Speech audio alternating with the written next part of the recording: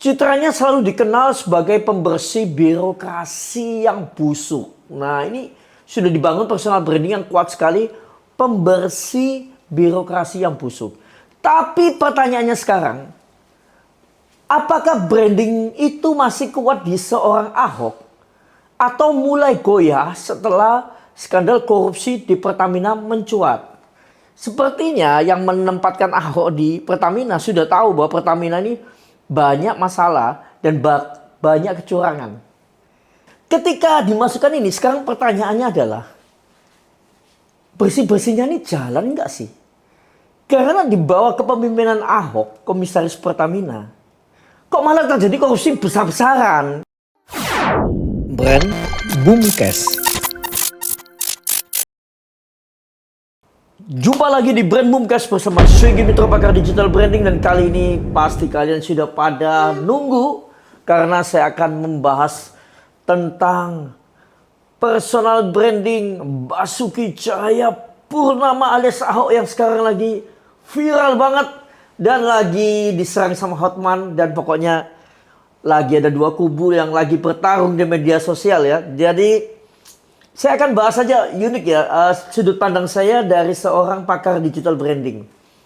Kenapa sih sampai Ahok ini sekarang diserang sama Hotman, dan kenapa netizen ini juga terbelah jadi dua belah pihak ya. Jadi kalau kita lihat itu memang dari dulu tuh Ahok dikenal tegas, belak-belakan, anti korupsi, berani melawan sistem. Nah, dari Gubernur DKI Jakarta sampai jadi komisaris utama Pertamina, citranya selalu dikenal sebagai pembersih birokrasi yang busuk. Nah, ini sudah dibangun personal branding yang kuat sekali, pembersih birokrasi yang busuk. Tapi pertanyaannya sekarang, apakah branding itu masih kuat di seorang Ahok? Atau mulai goyah setelah skandal korupsi di Pertamina mencuat? Nah, kan kalau kita lihat dulu tuh personal branding yang dibangun Ahok itu adalah Ahok itu simbol anti korupsi. Personal branding anti korupsi. Nah, itu kalau di Indonesia ya, di tokoh politik Indonesia, Ahok ini salah satu yang paling solid ya. Malah sempat kan waktu itu dibilang harusnya Ahok di KPK aja. Harusnya Ahok ini yang pegang BUMN yang bermasalah, nanti biar bagus. Nah, ternyata, nah ini menariknya. Dia kan selalu dikenal anti melawan korupsi ya. Dari kasus reklamasi, dia nggak peduli sama, waktu itu perangnya sama Sembilan Naga ya, isunya nih. Nah, terus sampai anggaran DKI, dia juga berani sekali. Punya gaya komunikasi yang tajam, no bullshit, nggak takut siapapun. Nah, saat dimasukkan Pertamina itu kan sebetulnya sosok ini diharapkan akan melakukan sosok yang melakukan misi bersih-bersih. Sepertinya yang menempatkan Ahok di Pertamina sudah tahu bahwa Pertamina ini banyak masalah dan banyak kecurangan. Makanya Ahok itu dipindahin, atau bukan dipindahin ya, dimasukkan ke sana. Karena dianggap ini sosok yang akan berani menghadapin orang-orang koruptor kelas kakap dunia ini. Ini bukan kelas Indonesia ya, kelas kakap dunia. Karena yang dimakan itu kan ratusan triliun, bahkan mungkin bisa lebih dari 1.000 triliun nih. Nah, ketika dimasukkan ini, sekarang pertanyaannya adalah, bersih-bersihnya ini jalan nggak sih? Karena di bawah kepemimpinan Ahok, komisaris Pertamina, kok malah terjadi korupsi besar-besaran. Nah, jadi ini yang dipertanyakan adalah branding anti korupsinya itu masih valid enggak? Padahal biasanya Ahok kan paling suka bersuara, paling kencang. Dan dia masa nggak tahu sih? Kan ini kan korupsi besar-besarnya masa kepemimpinannya Pak Ahok loh. Nah, ini yang makanya membuat netizen ini bertempur ya hari ini. Kalau saya memandang dari sisi personal branding ya. Jadi kalau ada netizen yang menyerang Ahok, itu juga nggak salah. Kan Ahok selama ini berani. Kenapa di Pertamina dia nggak kelihatan giginya seperti itu? Meskipun dengan alasan mungkin di podcast-podcast Pak Ahok bilang bukan wewenang dia. Tapi kalau namanya orang kalau melihat sebuah kejahatan harusnya kan berani mengungkapkan. Kan posisi komisaris juga bukan posisi yang kecil ya. Itu posisi yang sangat tinggi ya. Sangat tinggi. Dan ada suara yang bisa didengar karena komisaris itu sudah istilahnya yang bisa mengawasi para direktur. Nah, ini menarik kan? Ini sebetulnya kasus ini kelihatan sepele, tapi ini ujian terbesar buat branding Pak Ahok. Personal brandingnya sebetulnya sekarang dipertanyakan, benerankah dia tuh masih Ahok yang dulu yang anti korupsi? Karena ini bukan kasus cuman korupsi biasa ya, bukan cuman markup proyek, tapi benar-benar merugikan negara sampai triliunan rupiah karena mengoplos minyak bertahun-tahun. Masa Ahok sebagai komisaris nggak tahu apa-apa sih? Menarik kan? Nah kalau tahu kok diem, iya kan? Nah yang lucu, sekarang di podcast-podcast kok malah dia bilang, dia tahu. Nah kalau tahu kok kenapa nggak dibongkar? Nah ini kan agak nggak cocok sama personal branding yang selama ini ditanamkan bahwa Pak Ahok itu yang orang sangat anti korupsi dan berani melawan siapapun. Memang dia bukan direktur utama. Dia komisaris yang tugasnya mengawasi. Tapi kalau benar kasus korupsi besar-besaran ini dibawa komisaris Ahok, berarti dia juga gagal mengawasi dong. Ini saya tanya sebagai manusia biasa ya. Mungkin pasti netizen yang fans Ahok pasti atau Ahokers itu pasti pada marah-marah ke saya. Saya ini netral aja, netral. Karena saya juga kagum sama sosok Ahok. Selama ini saya kagum. Cuman di sini saya juga menjadi bertanya-tanya. Kenapa dia kok nggak punya kekuatan superhero-nya lagi di sini?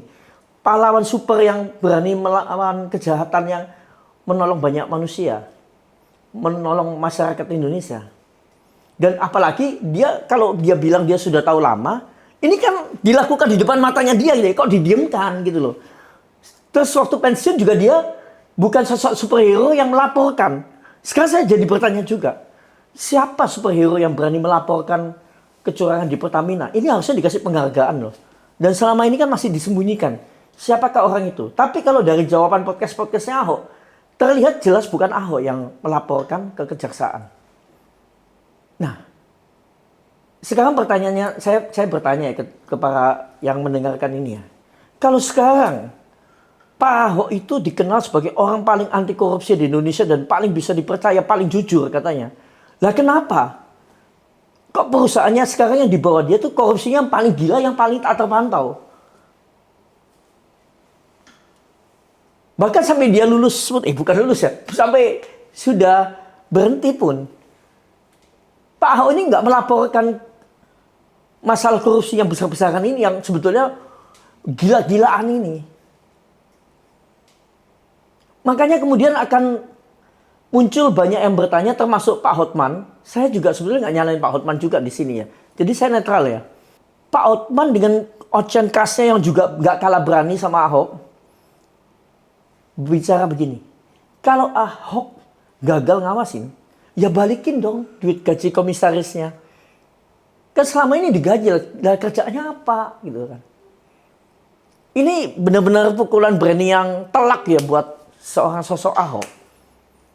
Kalau dia mengembalikan gaji nih misalnya ya, dia bakal dibilang bertanggung jawab dan menjaga brand anti korupsinya. Pasti masyarakat lebih tepuk tangan lagi. Gila Ahok, benar-benar dia mengembalikan dan mungkin akan ada acara-acara berita positif. Tapi kalau dia nggak ngembalin gajinya, maka citra pejuang bersih-bersih dan anti korupsi ini pasti akan mulai pudar.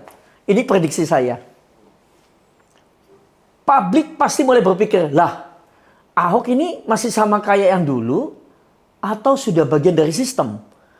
Apa dia sudah takut dengan sistem pemerintahan? Makanya dia diem aja. Dan ketika ini diangkat ke kejaksaan, nggak tahu superhero-nya siapa nih ya, pahlawan sesungguhnya. Kok dia baru muncul seolah-olah dia pahlawannya? Bener nggak? Oh nanti saya akan penjarakan, nanti saya akan... Nah, kenapa kok nggak dari dulu-dulu? Meledak atau melemah sih strategi branding Ahok ke depan ini? Oke, sekarang kita lihat gimana Ahok bisa menyelamatkan brandingnya. Pertama, ini seandainya Ahok ya, ini Ahoknya. Saya anggap ini saya Ahok nih. Clear statement ke publik. Ahok itu harus buka suara dengan tegas dan menjelaskan posisinya. Memang sudah dilakukan. Tapi ada harus langkah konkret. Bukan cuma alasan saya tidak tahu atau seandainya saya direktur utama pasti saya pecatin semua. Tuh, ini kan aneh ya. Pasti publik tuh pengen tahunya gini loh. Sebenarnya Ahok ini tahunya sampai sejauh mana sih pada waktu menjabat komisaris? Dan siapa yang dia takutin sampai dia nggak membuka itu semua? Ayo, pengen tahunya seperti yang saya bilang ini apa nggak nih? Ayo kan, seperti itu kan. Langkah kedua, mungkin omongan Hotman itu benar juga. Lebih baik kembalikan gaji. Kalau Ahok kembalikan gaji ya, bakal jadi manuver branding yang bagus sekali ya dilihat masyarakat. Karena apa? Saya nggak terlibat sebagai bentuk tanggung jawab moral. Saya kembalikan gaji saya karena saya gagal dalam menjadi komisaris Pertamina. Gimana? Nah, ini cuman andai-andai aja. Yang ketiga. Ini yang ketiga nih. Harus ada aksi bersih-bersih nyata. Kalau memang apa kata Pak Ahok, dia akan bongkar semua. Ya segera saja langsung umumkan aja siapa-siapa yang terlibat biar happy ending segera nggak berlarut-larut kan. Bukan nanti harus ditodong lagi baru keluar namanya satu-satu atau kejaksaan yang harus nyari satu-satu. Kan Pak Ahok yang paling tahu semua nih karena Pak Ahok yang lama sebagai komisaris harusnya ada datanya semua nih. Siapa-siapa yang terlibat. Nah kalau enggak bingung juga ya karena dia juga sudah bukan komisaris Pertamina lagi hari ini. Tapi ini menarik nih. Bagaimana netizen? Menurut kalian ya, Ahok ini masih kuat atau mulai pudar sih? Sebagai sosok yang paling dikagumi, paling jujur. Apakah branding anti korupsinya ini masih kuat atau sudah melemah? Apakah dia tuh masih pejuang bersih-bersih dan bagian dari sistem yang selalu dia lawan? Ataukah kalian juga boleh komen, haruskah Ahok mengembalikan gajinya? Ataukah dia memang tetap layak jadi simbol anti korupsi? Di mana dia waktu menjabat sebagai komisaris, ternyata korupsinya paling besar malahan sepanjang sejarah. Nah, tulis pendapat kalian. Jangan lupa subscribe, bunyikan loncengnya. Kalau kalian gak cocok dengan pendapat saya, komen aja. Saya juga terima semua pendapat. Karena setiap orang di Indonesia harusnya bebas berpendapat ya. Dan saya akan selalu mengulas dengan apa adanya berdasarkan saya sebagai pakar digital branding. Jadi sudut pandang saya memang agak beda. Tapi semoga bisa menjadi bahan pemikiran dan sesuatu yang positif buat kita semua. Stay branding, stay boom. Brand Boomcast.